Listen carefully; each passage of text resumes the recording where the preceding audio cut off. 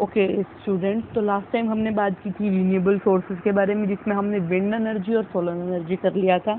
आज हम बात करेंगे non renewable source of energy के बारे में। ठीक है, अब लास्ट टाइम भी हमने बात की थी कि non renewable source of energy होते क्या है, अनवीनकरणीय जो एनर्जी है, सोर्सेज जो हैं, संसाधन है, वो कौन से होते हैं एनर्जी के। ठीक है, जिसमें हमारे पास सबसे पहला आता है कोल। ठीक है, कोल जो है, अगर हम अपने इंडिया पॉइंट ऑफ व्यू से देखें तो मोस्ट इम्पोर्टेंट क्या है हमारे पास, non renewable source of energy है। क्यों है?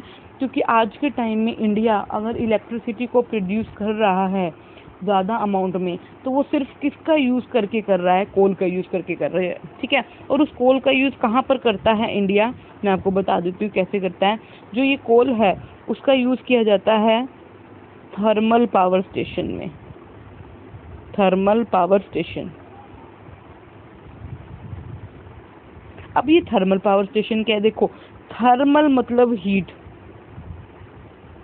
थर्मल मतलब हीट, मतलब क्या है, थर्मल पावर स्टेशन में क्या है, एनर्जी प्रोड्यूस की जाती है किसका यूज़ करके, कोल का यूज़ करके। ठीक है, कोयले का यूज़ करके, और उस एनर्जी को किस में कन्वर्ट किया जाता है, इलेक्ट्रिसिटी को प्रोड्यूस करने में क्या है, उसका यूज़ किया जाता है। ठीक है, इसके अंदर क्या होता है, जितना भी कोल होता है उसको जलाया जाता है, बर्न किया जाता है, कंबशन किया जाता है, और बर्न करने के बाद क्या है, जो एनर्जी रिलीज होती है, जो हीट, मैं बोलूँ एनर्जी नहीं, हीट रिलीज होती है, उस हीट का क्या किया जाता है, उस हीट का यूज़ किया जाता है वाटर को बॉयल करने में, पानी को उबालने में। अगर मैं बात करूँ हिंदी में, तो उस एनर्जी का क्या किया जाएगा, यूज़ किया जाएगा क्या करने में, वाटर को, पानी को बॉयल करने में।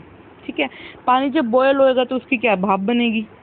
ठीक है, वेपर्स बनेंगे उसके, और वो वेपर क्या काम करेंगे, अब जो भी जो मोटर है उसके सिस्टम के अंदर फिट है, उस मोटर को क्या करेंगे, या फिर मैं बोलूँ जो भी टरबाइन है।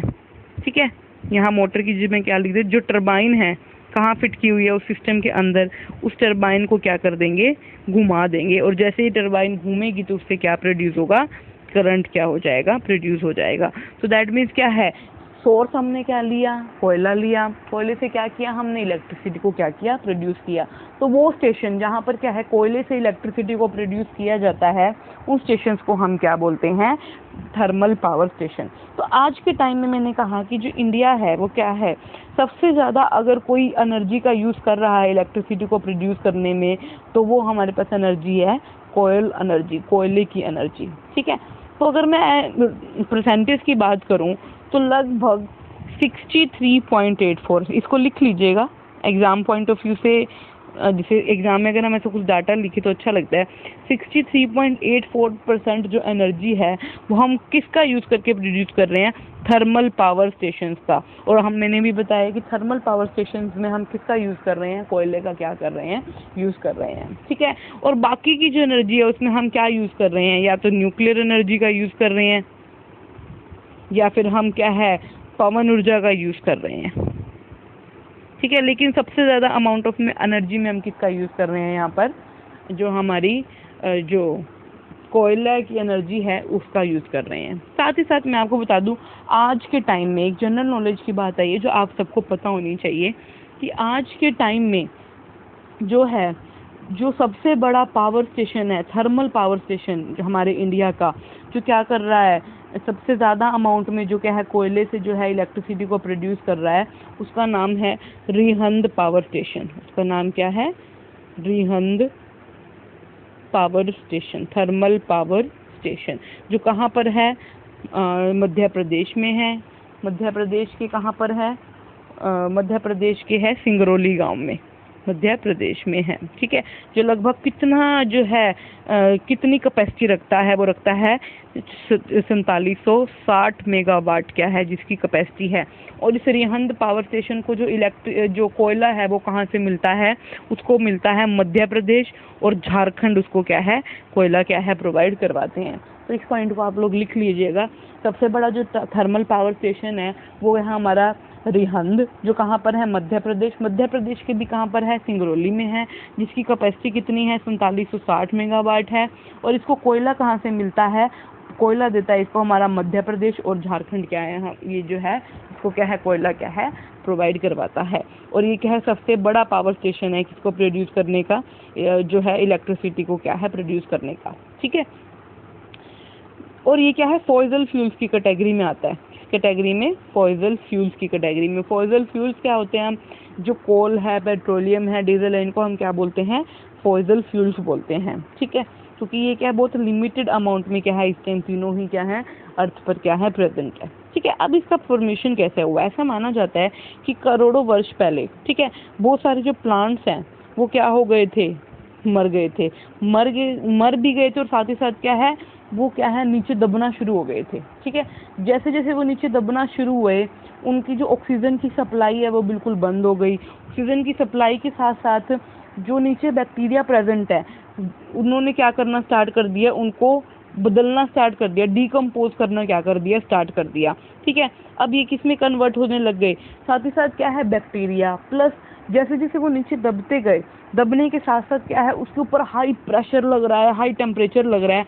उस हाई प्रेशर हाई टेम्परेचर की वजह से ही क्या है, जो कार्बन की अमाउंट है वो क्या हो गई, बढ़ गई उनके अंदर, और धीरे धीरे धीरे वो किस में कन्वर्ट हो गई, कोयले में क्या हो गई, कन्वर्ट हो गई। ठीक है, तो ये था हमारा कोयले की फॉर्मेशन। आगे क्या है, कोयले के टाइप कितने हैं, तो यहाँ 3 टाइप हैं, आपको दिखने होगा। लिग्नाइट, इसको हिंदी में भी लिग्नाइट बोलते हैं, इंग्लिश में भी लिग्नाइट बोलते हैं। ठीक है, तो सबसे पहला टाइप है हमारा लिग्नाइट, एल है ये हमारा। ठीक है, सेकंड है बिटुमिनस, और थर्ड है एंथ्रासाइड। इसको आप LBA से भी याद कर सकते हैं। जो लिग्नाइट टाइप है कोयले का, वो क्या है, थोड़ा सॉफ्ट है। ठीक है, और उसके अंदर जो कार्बन की अमाउंट है वो थोड़ी कम है। ठीक, और सेकंड क्या है हमारे पास, बिटुमिनस, जो क्या है सॉफ्ट कोयल है। और एंथ्रासाइड क्या है, सबसे हार्डेस्ट कोयल है, जिसमें सबसे ज़्यादा अमाउंट ऑफ कार्बन पाया जाता है। 98% ऑफ कार्बन का है पाया जाता है। ठीक है, दैट मीन्स ये सबसे ज़्यादा क्या है, एनर्जी को प्रोड्यूस करने के लिए इसका क्या किया जाता है, यूज़ किया जाता है। ठीक है, तो ये तो मैंने आपको बता ही दिया कि जो सबसे बड़ा रिसोर्स है आज के टाइम में हमारे पास एनर्जी को प्रोड्यूस करने का, वो हमारे पास क्या है, कोयला ही है। अराउंड 63.84% का एनर्जी हम किससे प्रोड्यूस कर रहे हैं, कोयले से। ठीक है, साथ ही साथ कोयले के अंदर क्या है, अब इसके एडवांटेज हैं, यूज़ तो बहुत सारे हैं लेकिन डिसएडवांटेज भी बहुत सारे हैं।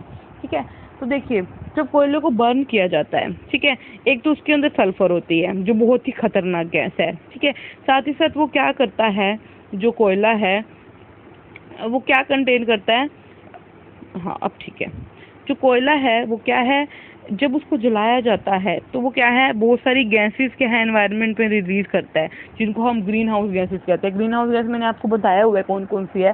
जो कार्बन डाइऑक्साइड है वो हमारी क्या है, ग्रीन हाउस गैस है। और जब ग्रीन हाउस गैस हमारे जो है वातावरण में रिलीज होगी, एनवायरनमेंट में रिलीज होगी, तो वो क्या करेंगी, ग्लोबल वार्मिंग को बढ़ाएंगी, और साथ ही साथ अर्थ का टेम्परेचर भी क्या करती हैं, इंक्रीज करती हैं। ठीक है, साथ ही साथ जब उनकी माइनिंग की जाती है कोल की, जब कोयले को निकाला जाता है, तो उससे क्या है, जो भूमि का कटाव है वो भी क्या हो जाता है, शुरू हो जाता है। अब पोजीशन क्या है इंडिया की, ठीक है, अगर पोजीशन की बात की जाए इंडिया की, तो ये तो मैंने आपको बता ही दिया कि सबसे ज़्यादा सोर्स क्या है हमारे लिए, कोयला ही है आज के टाइम में एनर्जी को प्रोड्यूस करने का। ऑल्दो सरकार और बहुत सारे सोर्सेज को खोज रही है, जैसे आज के टाइम में सोलर एनर्जी, विंड एनर्जी, इसके भी और बहुत सारे संसाधन खोजे जा रहे हैं, लेकिन जो सबसे ज़्यादा अमाउंट में जो है इलेक्ट्रिसिटी जो प्रोड्यूस हो रही है वो सिर्फ किससे हो रही है, कोयले से हो रही है। ठीक है, तो लगभग यहाँ लिखा हुआ है जो कोल है वो क्या है, सबसे बड़ा सोर्स है एनर्जी का, और लगभग क्या है जो 50% है टोटल एनर्जी का, वो किससे प्रोड्यूस हो रहा है हमारे पास इस टाइम, कोयले से क्या है प्रोड्यूस हो रहा है।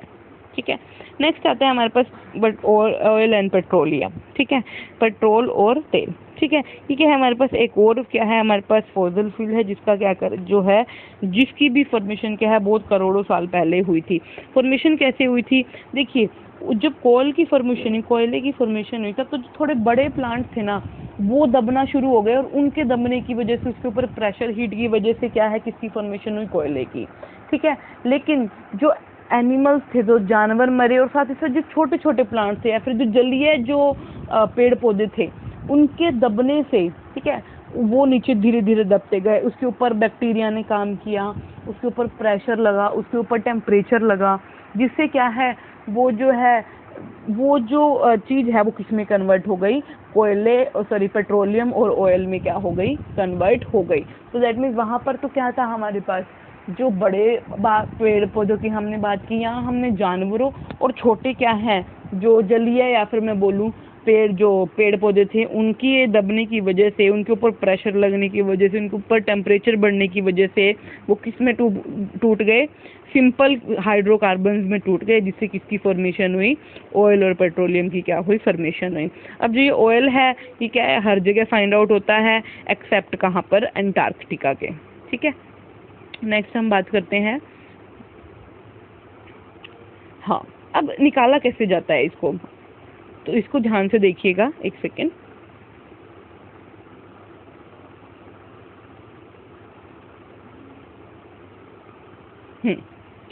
तो इसको निकालने के लिए क्या किया जाता है, सबसे पहले बात जहाँ पर भी ये पता होता है कि यहाँ पर ऑयल प्रेजेंट है, या फिर नेचुरल गैस का भी मैं आपको बताऊंगी कहाँ पर प्रेजेंट होती है, ऑयल का यहाँ से पेट्रोलियम से भी मतलब है, वहाँ पर क्या किया जाता है, एक ड्रिल किया जाता है, होल किया जाता है एक मशीन के थ्रू। ठीक है, फिर उस होल को क्या किया, फिर क्या किया जाता है, तो जो ऑयल है, जो भी गैस है, उसको क्या है, ग्राउंड से एक होल करने के बाद एक मशीन डाली जाती है अंदर।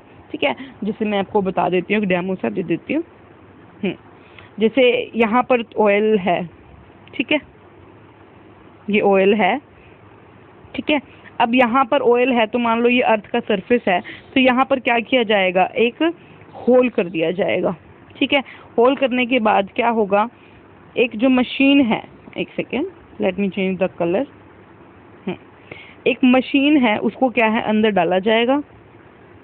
ठीक है, जैसे ही मशीन अंदर जाएगी, ठीक है, जैसे ही मशीन अंदर जाएगी तो वो क्या करेगी, ये जो पेट्रोल है उसको क्या है, अपनी बाहर की डायरेक्शन में क्या है, मूव करवाना स्टार्ट कर देगी, जिससे क्या है, ऑयल क्या है उस एरिया से बाहर निकल जाएगा। अब नेचुरल गैस की बात करें अगर हम, पहली बात तो ये नोट कर लीजिए, जहाँ पर तेल है, जहाँ पर पेट्रोलियम है, वहाँ पर नेचुरल गैस मिलती है। ठीक है, ऐसा कोई अलग स्पेशल एरिया नहीं है जहाँ पर नेचुरल गैस मिलती है। जिस एरिया में जो है पेट्रोल का भंडार है, उसी एरिया में क्या है, हमें नेचुरल गैस मिलती है।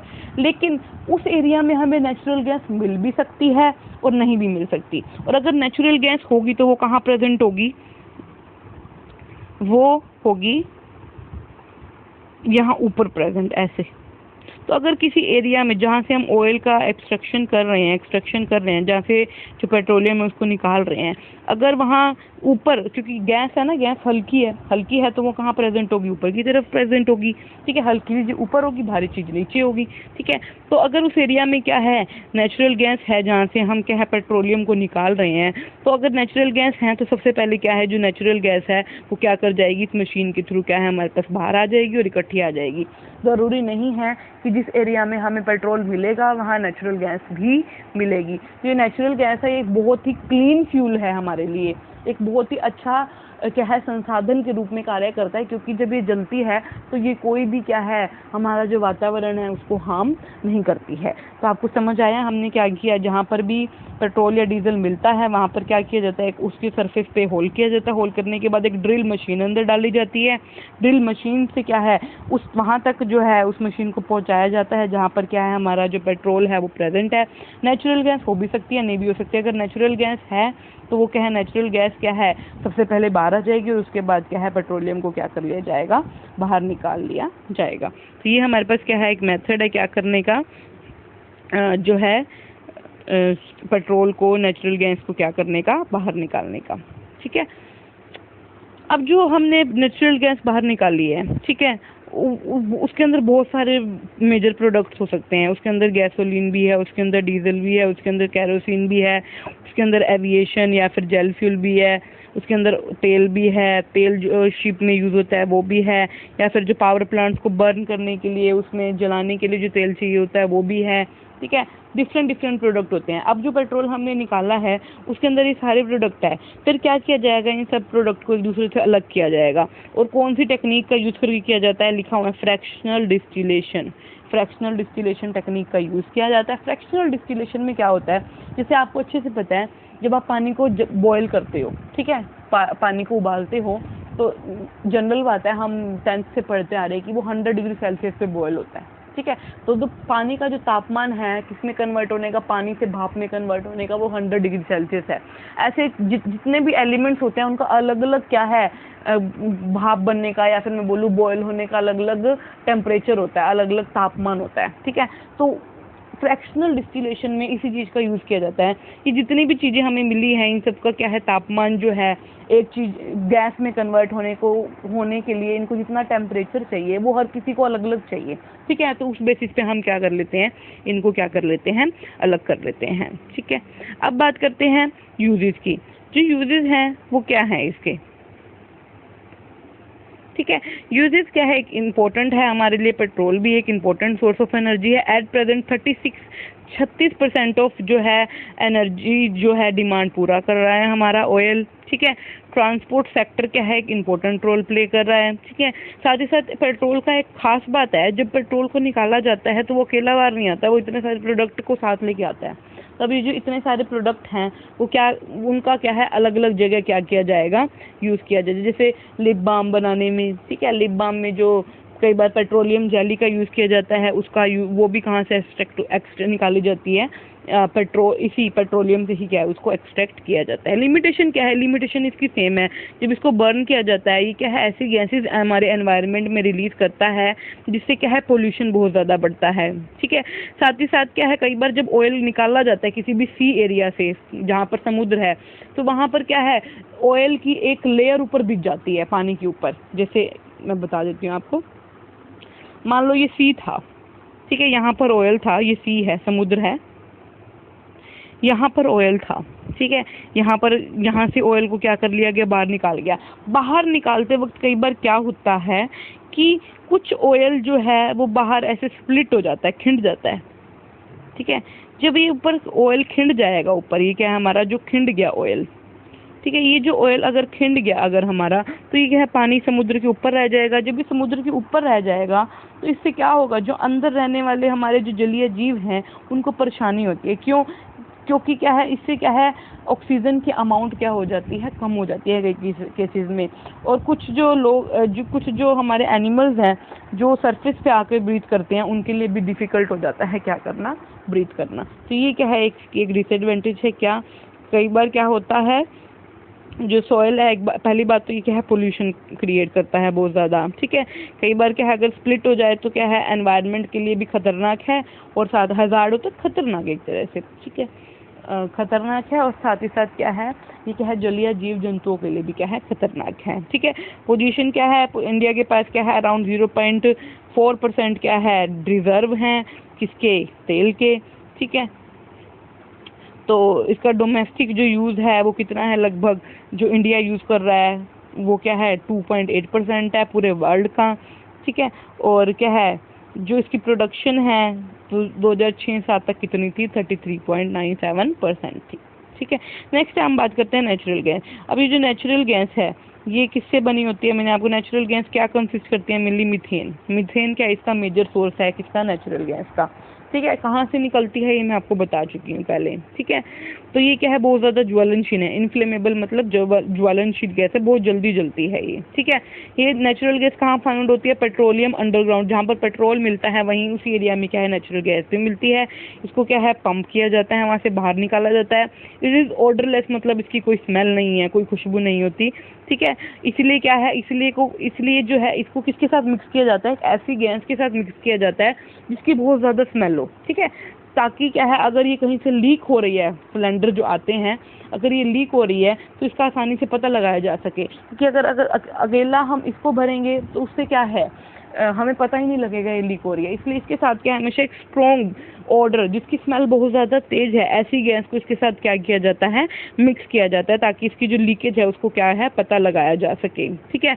जो शेयर है हमारे पास इन नेचुरल गैस है पूरे वर्ल्ड में, वो कितना है, कितनी नेचुरल गैस प्रेजेंट है, 8.9% क्या है, प्रेजेंट है। यूज़ कहाँ है, फर्टिलाइज़र को प्रोड्यूस करने में, जो पावर जनरेशन है, पावर जनरेटर्स हैं उनको चलाने में, ठीक है। और साथ ही साथ ट्रांसपोर्ट सेक्टर में भी क्या है, इसका यूज़ है, मतलब किसी सामान को एक जगह से दूसरी जगह ले जाने में जो गैस कई बार यूज़ की जाती है वो क्या है, हमारी CNG। पोजीशन क्या है इंडिया की, वो क्या है, 0.4% है हमारे पास क्या है इसका कंजर्व, पूरे वर्ल्ड के मुकाबले अगर बात की जाए तो ठीक है। प्रेजेंटली ओनली क्या है 10% जो है पावर क्या जनरेट की जा रही है हमारे इंडिया में नेचुरल गैस से। तो ये थी हमारे पास क्या है रिन्यूएबल और non renewable source of energy किसकी वो एनर्जी के वो हमारे ऊर्जा के संसाधन जिससे हम क्या है ऊर्जा को क्या कर सकते हैं प्रोड्यूस कर सकते हैं, जिसमें हमने रिन्यूएबल और नॉन रिन्यूएबल सोर्स की बात की। ठीक है, बाकी का जो है वो हम नेक्स्ट लेक्चर में करेंगे।